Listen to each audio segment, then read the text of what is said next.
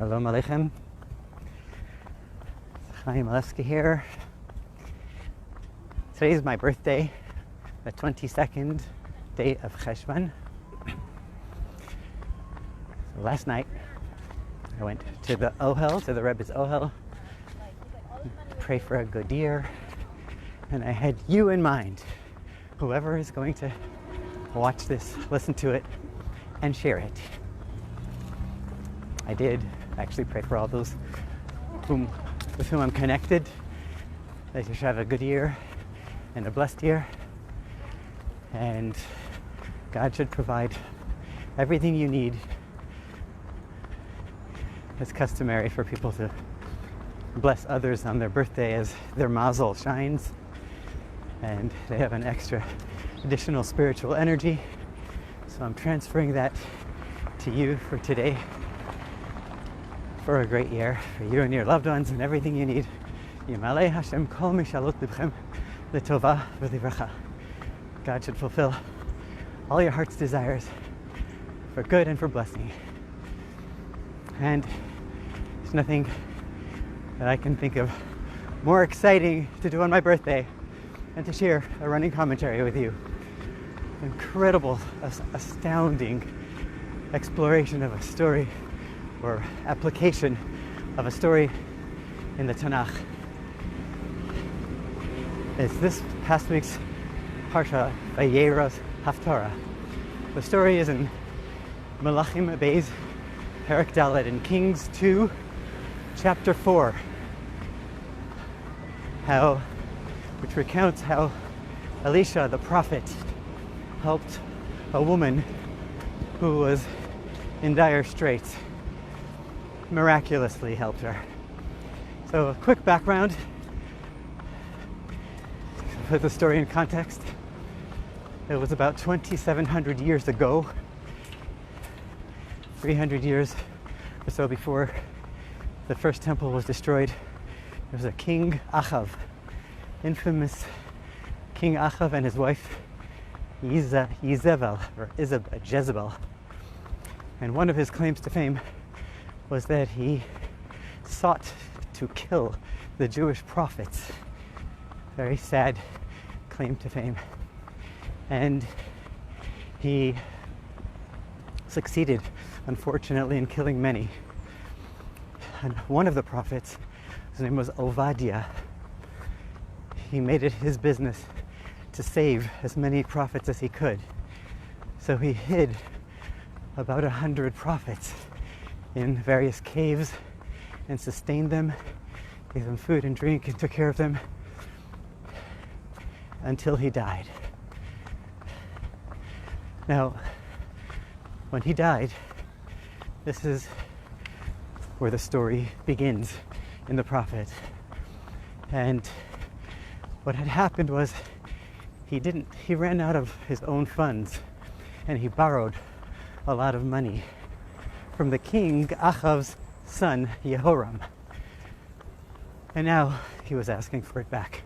So I'm going to try to relay the story almost verbatim, the way it's in the prophets, the way it's in the Melachim Beis, Perek Dalet. You could find it's only 7 verses, the whole story. And it goes something like this. Elisha, and then we'll listen how each word, almost each word, has a relevance to our day-to-day life. Elisha achas. There was one woman, mi b'nei hanavim, from the children of prophets, from the sons of prophets. Tza'aka el Elisha.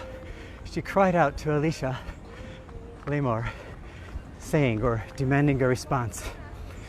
And she said, Elisha, she said, Avdecha ishi meis, your servant, my husband, died. Ve'ata yadata, and you know, ki yirei Elokim hu, that he was a God-fearing man. You knew my husband. And now, ve'hanoisha ba, and the creditor is coming. The creditor was Yehoram, the king's son, is coming. Lakaches shnei banai lavadim, because I don't have money to pay him. he's threatening to take my 2 sons for him as slaves. Help me. I need your help, Elisha, said Obadiah's wife to Elisha the prophet. Elisha the prophet, parenthetically, was the student of Elijah the prophet, Eliyahu Hanavi. Elisha responded to her, Vayomer ele Elisha, Ma e'es alach. What can I do for you? Or what, in Hebrew, this means, I can't do anything for you. Ma e'es alach. What could I do? What could I do about this? So Elisha, his first response was, I can't do anything. And then he said, Ma yesh lach babayis. What do you have in your home? Vatomer, and she responded, Ein li kol, or ein la'avdecha kol, la'amascha kol. I have nothing. I don't have anything in my house. And then she continued, Ki'im, but yes, I do have 1 little flask of oil. Pach shemen echad, asuch shemen. 1 flask of oil. So Elisha said, great. This is what you should do. Go out to all your neighbors and to all your friends and take your sons with you and borrow as many vessels, containers, flasks as you can. Empty ones. Make sure they're empty. The kelim rekim al tamiti. Don't bring few. Bring many. As many empty vessels as you can. Bring them all. Pack them into the house. Then come inside, shut the door, and start pouring from that 1 flask of oil that you have into all the empty vessels. And that's what they did. And she started pouring, and her children were bringing 1 vessel at a time. They filled up the house with vessels, and they started pouring in it. They continued pouring and pouring and pouring. I think I'm gonna move on to the reservoir. I just did the big loop, but I'm gonna finish now on the reservoir. It's my home, away from home. So he said, don't stop. So, and they filled up, they poured and poured until they filled up every single last vessel. Then it stopped. So she went to, then there were no more vessels. When the last vessel was exhausted, was completed, was full, the oil stopped. Now she goes back to Elisha and she tells him what happened, and he said, great. And she asks, should I sell it now? What should I do? And he says, sell it now. Don't wait for the price to rise. Don't worry about that. Sell the oil now, pay up your debt, and you and your children will live on the remainder, on what's left over forever after. And that's what happened. So that's the story in the prophet. Beautiful story in its own right. Now comes the Rebbe. So our Rebbe repeated what I'm going to tell you a few times in his talks. But it's actually a story from the Alter Rebbe, the first Chabad Rebbe. And the story is like this. A young man came to the Alter Rebbe and said, Rebbe, I need your help. I used to be passionate. I used to be in love with God and Judaism. And now my passion has died. I'm lifeless. I'm feelingless. I'm just doing it, and I don't feel anything. The Alter Rebbe told him, listen here, my son, my chassid, my friend. This is the story of Elisha and this woman in the oil. And he repeated the story and says, this is how we learn it. Every story in the Torah, in the prophets, is not just a story that the Torah is telling us about a historical account, something that happened in the past. Every story is a timeless, relevant message for us in our day-to-day life. Here too, this story, and he explained it as follows, almost verbatim. He said, at night, when our souls go up to heaven, mine and yours, my dear listeners. Sometimes this is what happens in heaven. Ve'isha achas. And we're going to go through the story again and explain it with its relevance to us. Ve'isha achas. One woman. A woman that is one. Who is the Isha? In the cosmic global view, we are us and God. We're married. God is the husband. We are the wife.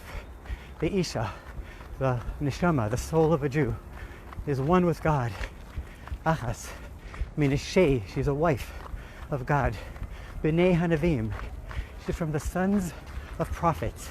The soul was in heaven, and it prophesied. It uttered godly words. All it did was bask in godly light. Menashe b'nei hanavim.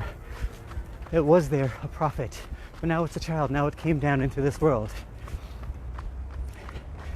And when it comes into this world, Tza'aka, it cries out. Our soul cries out. Because there are many distractions in this world. There's many obstructions, things that prevent us from expressing the soul the way it wants to be expressed.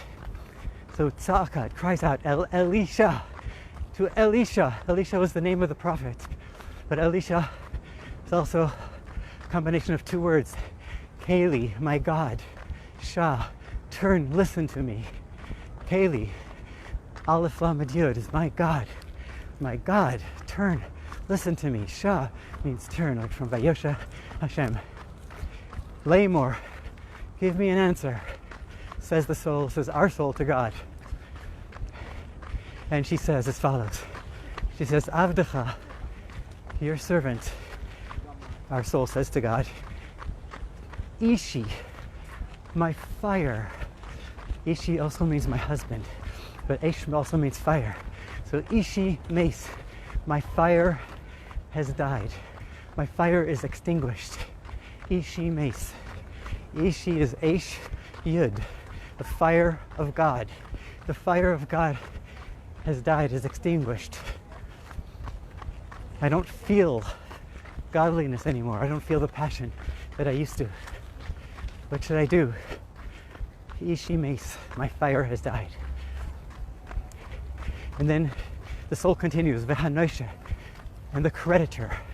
Nosha comes from the word, same name as Menashe. If you look at Yosef's children, Menashe and Ephraim, Yosef named Menashe, Ki Nashani Elokim, because God has distanced me, uprooted me, separated me, may Eretz Avi, from my father's household.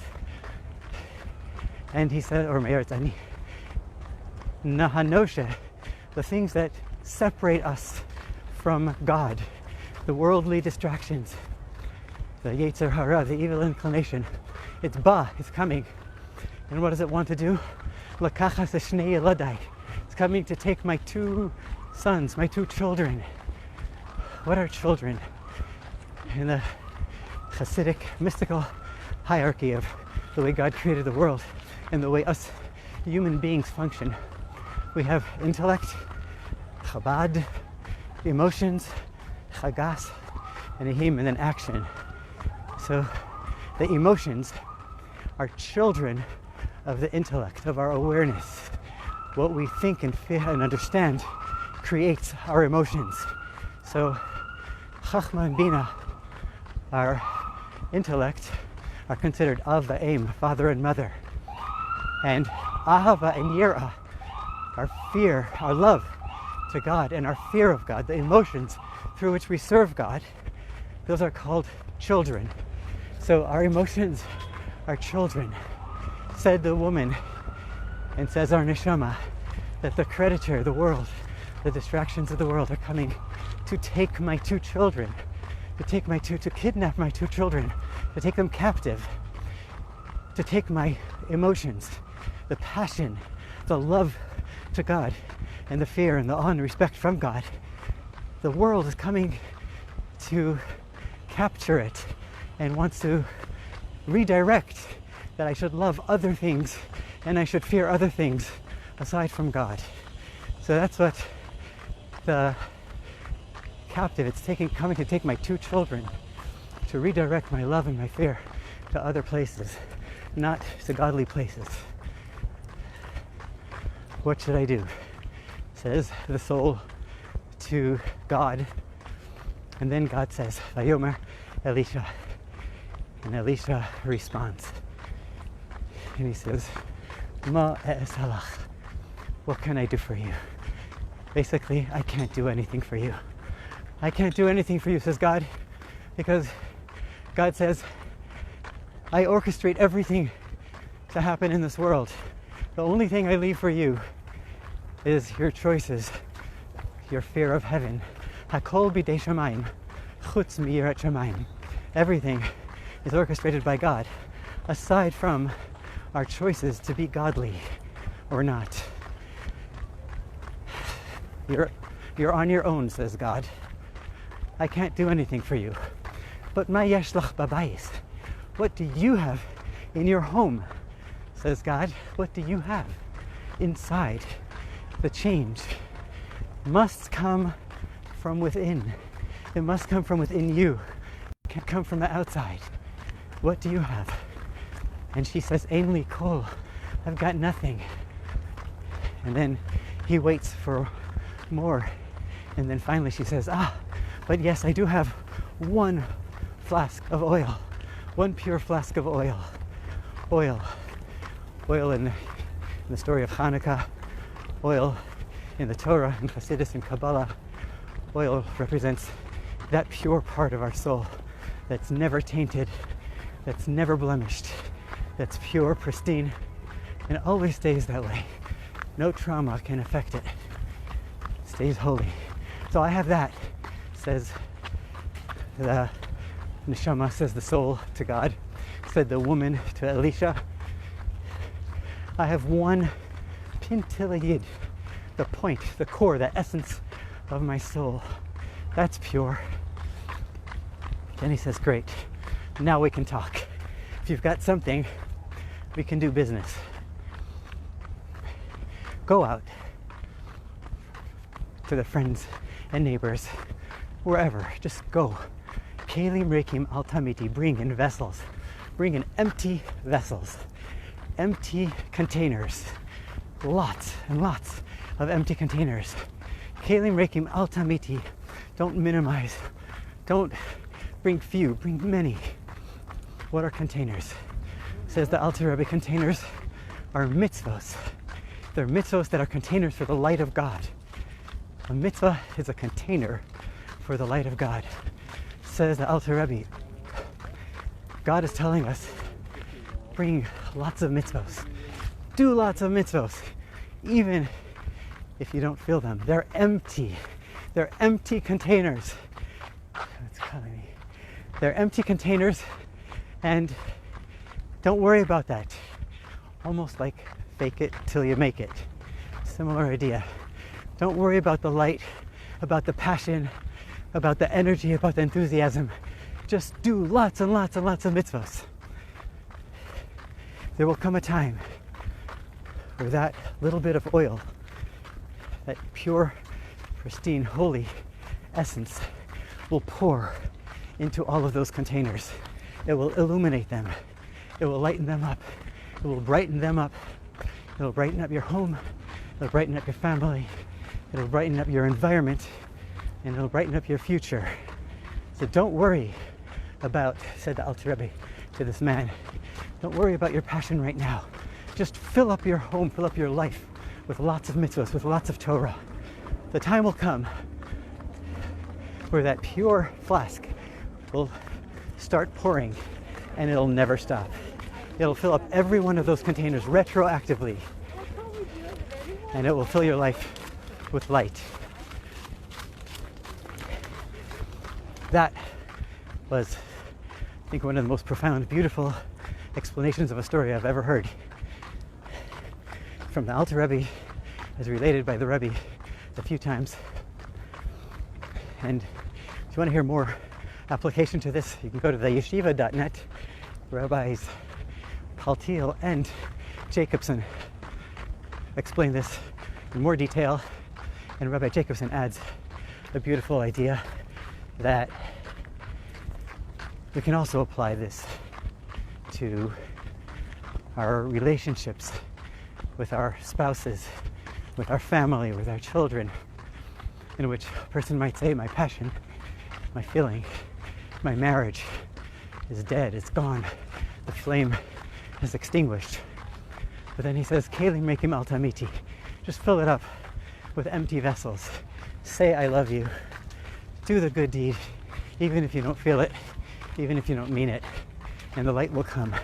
Because deep down we have that core, that's the fire, that pilot light is still burning, and it'll overflow when the time is ripe.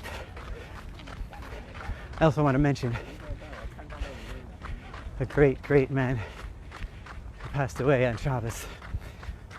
Rabbi Jonathan Sachs was a true chassid of the Rebbe and a true inspiration to millions of people. And I'm sure you're going to just want to inspire you to read anything from Rabbi Sachs. It's good. Read, be inspired, listen to his talks. He credits the Rebbe for chartering his path in life, as a few times he asked the Rebbe questions and the Rebbe redirected the conversation to telling him that he has a mission in this world, including when he asked the Rebbe, which job should I take? Which path should my life follow? Should I become an economist, a lawyer, or a philosopher? And the Rebbe said, a rabbi. So too, I want to honor his memory and his teachings. His neshama should have an aliyah. A very sad time for all of us. But he did a lot, and we need to keep on passing the torch on and bringing light to the world, filling the void. God bless you. Have a great life.